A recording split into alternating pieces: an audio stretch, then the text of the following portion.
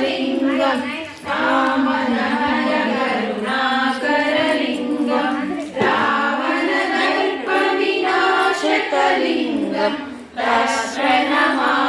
सदा शिवलिङ्गं सर्वसुगन्धसुलेपितलिङ्गं बुद्धिविवर्धनकारणलिङ्गं सिद्धसुरासुरवन्दितलिङ्गं तत्प्रणमामि सदा शिवलिङ्गं कनकमहामणिभूषितलिङ्गं फणिपरिवेष्टितशोभितलिङ्गं